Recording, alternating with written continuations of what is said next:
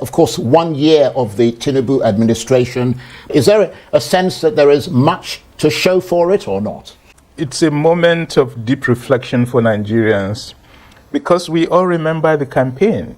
The essence of Tinubu's campaign was that he is a performer and that his records in Lagos demonstrate that he is a performer.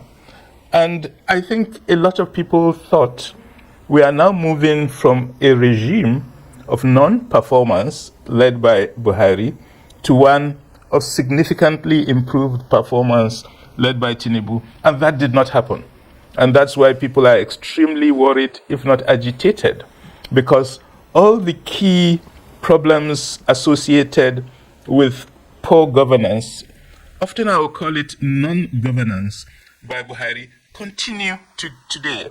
And the promises of certain rapid actions taken exactly 1 year ago on Inauguration Day that was supposed to bring life back into the economy and society have not appeared at all. And people are wondering if the next 3 years will be a repeat of this first year, then Nigeria, it would be at a turning point because the level of misery and suffering is so high that we may tumble over the edge.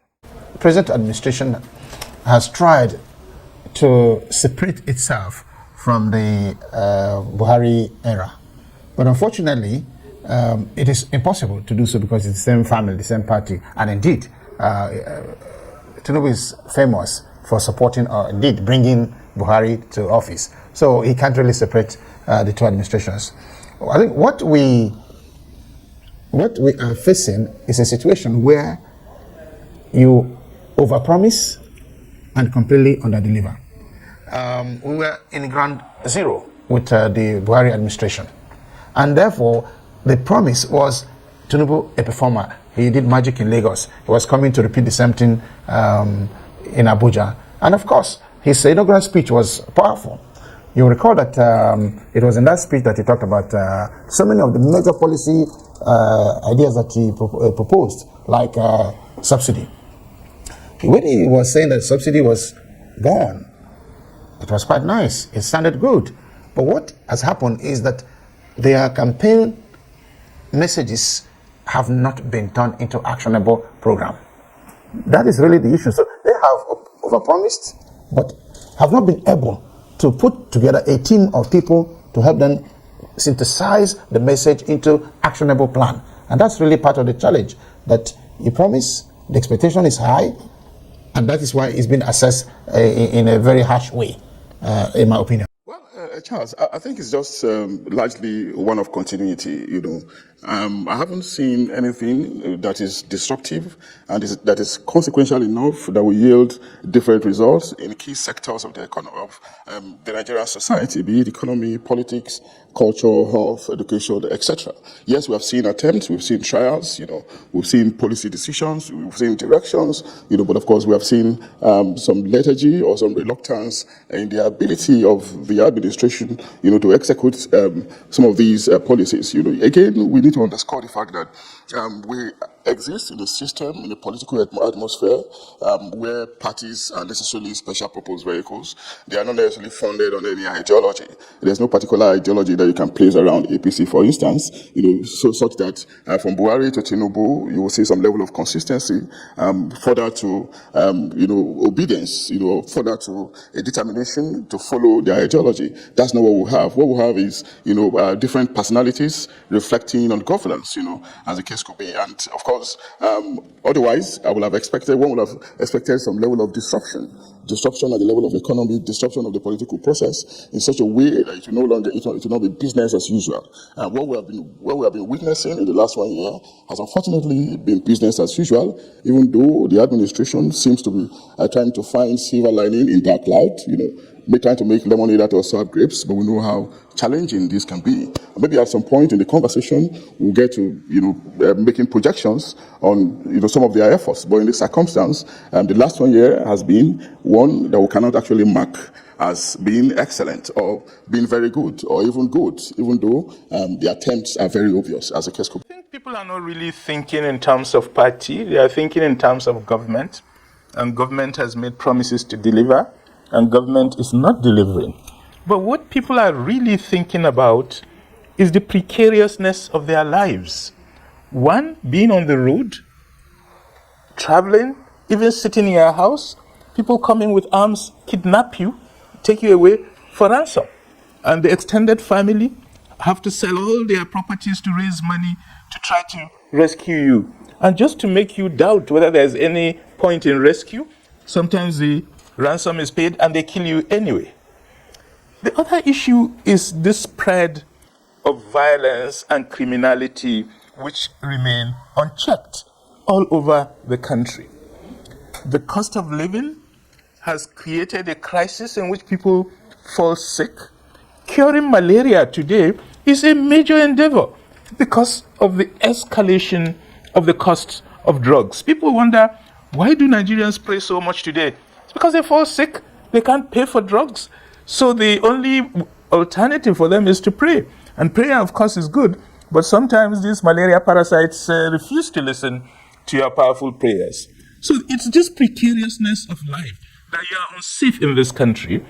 And for a great number of Nigerians, the most basic sense of insecurity is they can't get their 3 square meals a day, and they are hungry a lot of the time.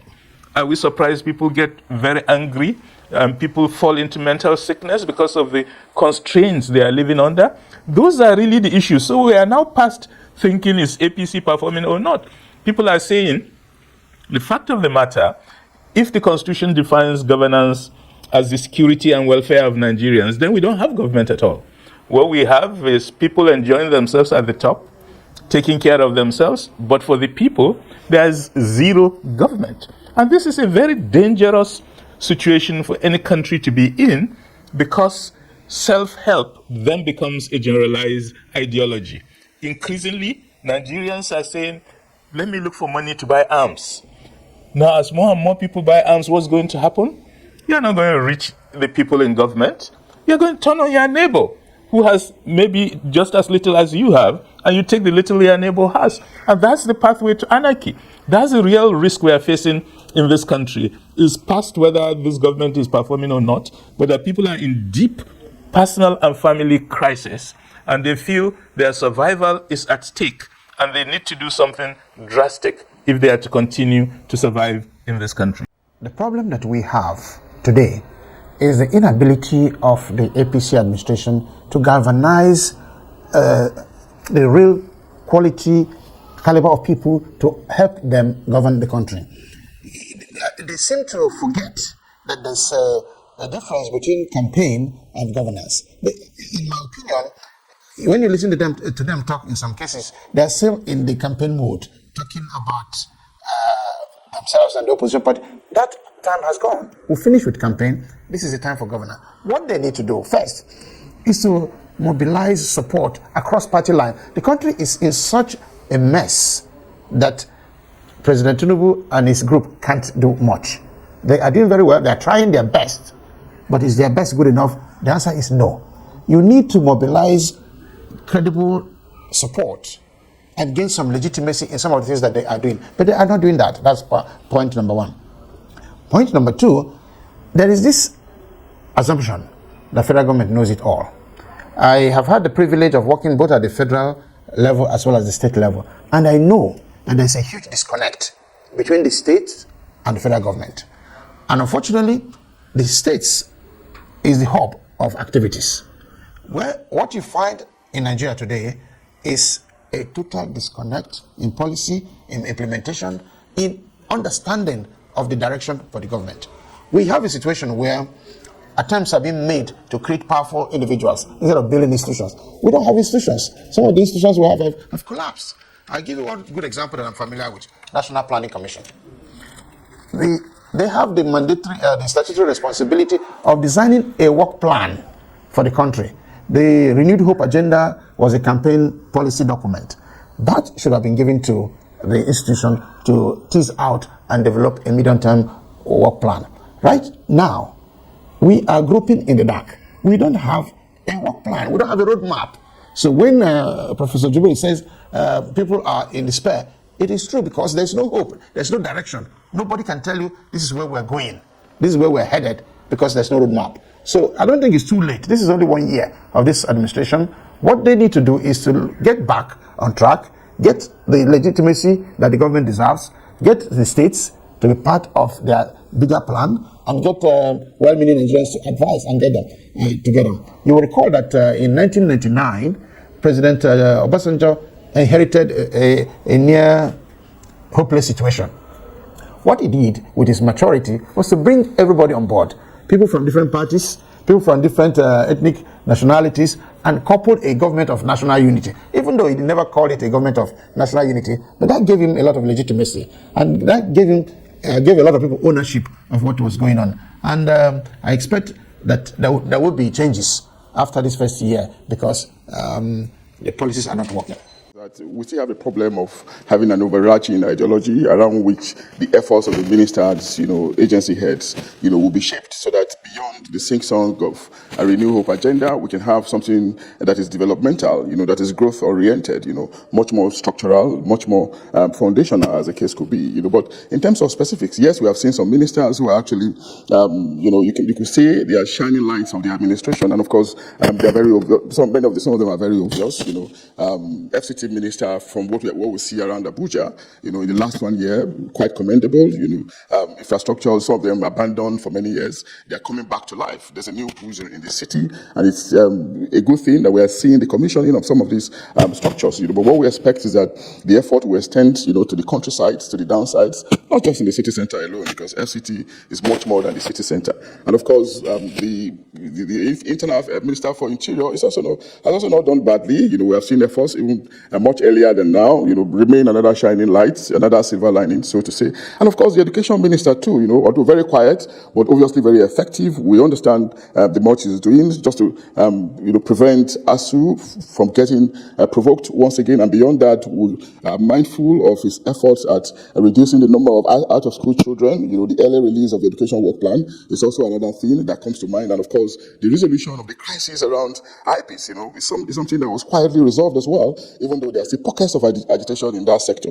Then, of course, the aviation minister, naturally gung-ho, I have no reason to doubt that he's not succeeding where he is, from public projections, public representation, as the case could be, and the health minister too, yes, that's another shining light. We have seen promise around the need to commission some projects, facilities, realizing the shortfall in this sector and how critical it can be. But of course, he's got to be reminded again that beyond those projects, beyond those facilities, is a need for the administration to engender confidence in the health sector and to prevent, the exportation of Nigerian medicals abroad, which is a fundamental disservice, to the health of our own healthcare system, as the case could be. And maybe, those are the ones I can immediately remember, but I think beyond this individual minister, there's also the need for us to look at the team as a whole. What about the team? If we're just able to mention just a few out of 48, then that's not salutary enough. So we need a lot more of them, to be achieving, so that we can mention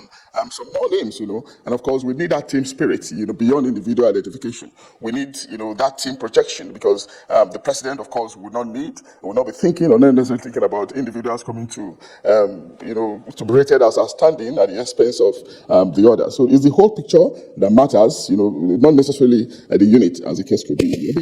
But like my colleagues have said, 1 year so far, nothing much to write home about, but if they can redouble their efforts, 3 years is more than enough for the administration to prove its worth and probably justify the expectations of the people, which was very high, on the back of his 8 years in Lagos, which was, and of course, against the background of the promise we were given, that he was going to transport the celebrated, touted achievements in Lagos to the center.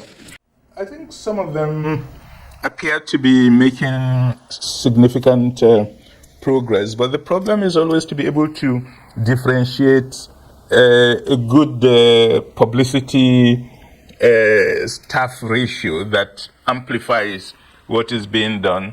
But of course, over time, we are going to be seeing more clearly. But I think the real story is that a lot of the ministers have been, we've been wondering, why were they made ministers? Both because of their previous history of incompetence, but even more because of the key problem that affects this country's governance, which is the question of corruption. At the very beginning of this regime, a minister was found to have pocketed virtually the entire budget of the ministry. And the details were revealed. It was one of the biggest scandals in the history of this country. She was suspended, and we've had nothing. And, in this country, we always say, look for the body language. What does that signify in body language? Is it that the corrupt will be supported and covered up? That's the question for us. I think it's very basic. The first point I'll make on that is that the president did appoint somebody in charge of monitoring of the ministries and public officials. But that office has not explained to Nigeria what are the indices they are using. What's the methodology? How are we going to know whether or not these ministers are performing? It was quite interesting. The other day I was watching the Minister of Marine and Blue Economy talking in very grandiose language about the billions and billions that Nigeria is going to make from these new sets of new sets of activities associated with the blue economy, blue and marine economy. But there was no mention in terms of, this is a new sector, so what are the areas you are going to go into? In what sense that Nigeria has a comparative advantage? Spell out the programs you are talking about that will produce the billions, but don't talk to us about billions that are in vast activities without even indicating what sorts of activities you have been working on for 1 year. Definitely, at the end of 1 year, there must have been a clear sense what are the sectors that Nigeria should go into in this new area where governance has not been present previously. But there was really nothing about that. It's just a lot of talk. And watching the ministers, the president had announced that Hadiza Bala Usman will be watching and scoring them. And I had the sense that they're trying to please Hadiza Bala Usman. So it's all about praising themselves. I've done great things, I've performed a lot. And then you look for the content, you wait to hear the content, and there's basically nothing on the content. Yeah, you had meetings with this and this. Oh, there's this area you're going into. What have you done so far? Where are you on that route? And what are you promising us in the next 6 months, in the next 1 year, for the rest of the 3 years that you are going to be in power?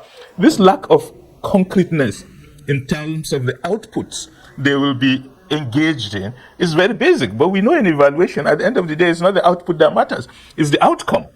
What you do, is it going to change things for the better?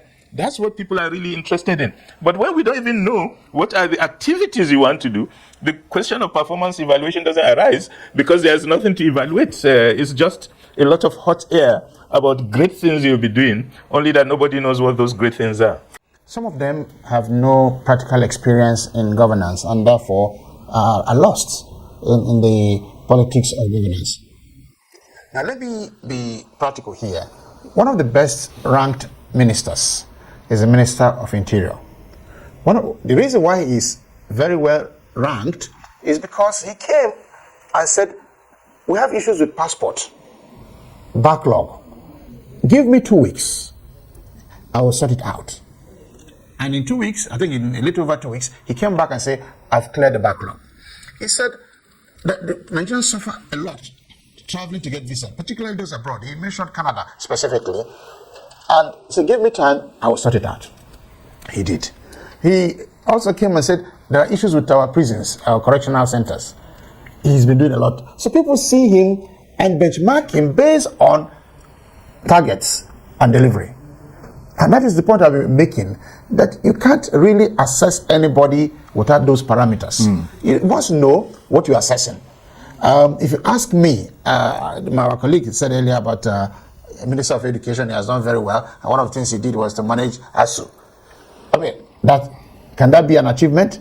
The answer is no, unless he stated that in his performance contract that I am going to manage ASU. If he does that, yes, you say, okay, he said he was going to manage ASU, and he has done so. But you couldn't possibly say, I am going to create 1,000 kilometers of road in the next 6 months. But at the end of the six months, assuming you've done 300 instead of 1,000, say, well, I had promised that I would do 1,000 kilometers, but I've only done 300. And the reason why I've not been able to do 1,000 is because of A, B, C, D. So you are assessing somebody based on actual indicators. But right now, everybody is trying to be popular by indicating activities. Activities do not translate to outcomes. They are there, they're busy, but they are not giving us the result we require. Well, let me come to you, Professor Adeniyi, because a reference was made to you there, and the fact that you talked about ASU. ASU, of course, is the academic staff of universities. So it would be obviously your right to respond to that. But I want to just talk about this briefly, and then we'll move on to other things, because we've got about just 15 minutes or so. It's amazing how time flies. But Professor Adeniyi, you're not trying to be a glass half empty kind of person or particularly dystopian, but listening to Professor Ibrahim and Professor Monye, we know the challenges are on the economy, on poverty, on security and more, and we're going to talk about security in a moment. But the question is whether they are micro or macro, whether there are serious attempts by this government to address them. Briefly. Okay, first, I'm not sure if Professor Moye was listening to me, when I made my intervention with respect to specific ministers. And of course, referring to Education Minister, I said yes, he's been largely quiet, but also quietly effective. And I reference ASU, because oftentimes it's often too easy for ASU to get provoked, rightly or wrongly. And of course, we know how these affects the tertiary education system in this country. So any government that is concerned about managing ASU in terms of meeting their needs, their aspirations, I think that government deserves some level of commendation, And of course, I went beyond ASU to talk about, how would the efforts they are making with respect to addressing out-of-school children. Then, of course, the question of IPs. Then, of course, if you look at the Education Ministry's response, when there was controversy around some universities in the West African sub-region, how they quickly responded. And of course, to the issue of fake certificate in tertiary education as well. There are so many issues where I didn't just talk about ASU in isolation, Prof. And of course, to your question, it's about effort, There are a number of monkey wrenches on our part. Corruption is one of them, you alluded to it. And of course, there's still some disparity between microeconomics and microeconomics. And of course, if you're talking about specifics, we know how this government came in terms of trying to disrupt the economy only in that sector, even though it's not been positive. We know how they remove subsidy on oil, on electricity, Band A, those in the Band A group, and of course how they remove subsidy on foreign exchange as well. We know the effect this has had on small and medium scale enterprises, the effect it has on people at the lower rung of the economic ladder. The effect is continuing, and we can imagine, as the case could be, that this could be short-term difficulties, and of course in the longer run there might be stability and sustainability. We can never tell, but in the short term the pain is there, the pain is obvious, and that's the point I'm trying to make. The pain is there, and what has government really done in this circumstance to alleviate the pain? Perhaps we have had they've come up with different sets of announcements, but of course the pain has been execution. This has to be reiterated again. So if those measures have been well executed, perhaps we'll have had the pain cushioned, as the case could be. Then even if we have to wait in the long term to get the benefit, then of course the complaint, the pain that the people are facing presently may not be before us. So that's what I think. Really, I think it's a lot of effort that is still need to put into the fray. Going by the signals we have seen. I think those efforts can actually lead to success at the end of the day. Okay. I think one of the specific promises the president made during the campaign was that he's done an analysis of the security crisis that we have in this country, and that part of what he had discovered was there wasn't sufficient personnel to handle the scale of the problem. Coming into power, I had expected some details. Okay, how are we, just the way Professor Moye was talking about, how many more personnel are you going to recruit for the Army, for the Navy, for the Air Force, for the police? What are your timelines? You are going to spread this over what time? The question of technology that the president has mentioned, how are you going to put that into implementation? But we are not hearing anything about those details and those plans. But what everybody is hearing is that on a daily basis, incidents of criminal attacks, militant attacks, terrorist attacks are increasing, and more Nigerian communities are being dragged into this nets of insecurity. And there is a clear downward trend in terms of public safety. And the problem has reached a level where the response of state governments is to say, okay, we don't have a mandate to work on this, but clearly, since the federal government is not doing as much as we expected it would, we will enter into the fray and have our own core of people that will be involved in checkmating this insecurity. Now, the issue is, since they don't have a mandate for that, what's the framework? What's the national framework that will guide what they can do, what they cannot do? We know that you cannot, for example, arm them by law in this country. I understand they are being armed. Who is over watching all this to make sure that we are not disregarding completely the realms of public law? And how do we make sure that in their own activities, they do not begin to harm citizens they are supposed to be protecting? Well, first of all, they're just deceiving themselves and deceiving Nigerians. You see, there are policies that the administration came in with. One of those is the issue of state police. They came out. It's a very clear policy direction that they want to pursue. It is inconceivable for federal police or federal security to deal with the type of insecurity we have in Nigeria today. If you travel around the world, you find out that policing is highly localized, to the extent that in some areas abroad, you have what they call community police, you have neighborhood watch. Everything is local. It is impossible for a police DPO from Jigawa State to know my village so well that he would now be fully in charge of policing. It is not. However, it has been agreed by 80% of the states in Nigeria that they will go for a state police. It's taking too long. Now, I will not be able to say they have done well in security because those building blocks have not been put in place.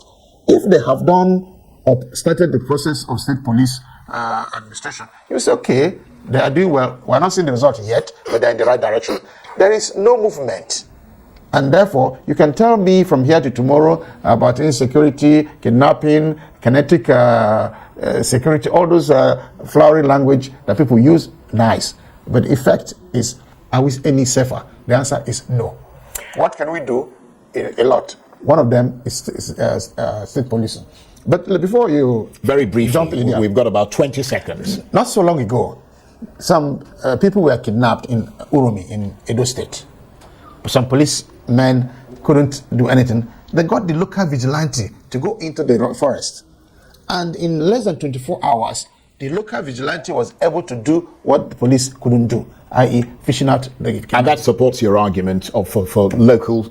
So guys, you have seen it for yourself. Honestly, it is only the blind who cannot see what is happening. Even as it stands now, the blind has seen, the deaf has heard. I mean, people have come to terms with, understanding how bad the government, I mean, these politicians are. They never think about the people. They don't care about the people who cannot feed, who do not have job, who cannot even take care of themselves. Somebody tweeted on Twitter and said, for you to buy one medication for malaria, you must have like 7K or 8K. You can understand what that means. For you to, it's not as if you are going to use it to treat yourself. Maybe that will just be the beginning of the treatment. But these politicians do not care. The other day, I saw a headline where a newspaper headline was saying that many parents have withdrawn their children from school because they can't afford school fees. This government has increased tax, has increased school fees, has increased tax or has increased, cost of living. They've removed subsidies. All the areas that they've been subsidizing, they've stopped. I mean, subsidies have been removed. Call it for fuel, call it for electricity, call it for whatever, power. They've removed all those so that Nigerians will pay through their nose. And still, Tinubu is saying, let's widen their necks and their tax net, and let's collect this. Let's collect Nigerians. Everybody is tired of what this government has caused the Nigerian people. I don't know if you are. And if you are, let's not close our eyes. 2027 is close. Let's start to strategize because very soon we need to take this country by force. I mean, by force. We must ensure Nigeria does not collapse at the hands of these greedy politicians. Let me know what you have to say about this in the comment section below. Please don't forget to subscribe to the channel and turn on the notification bell. Thank you.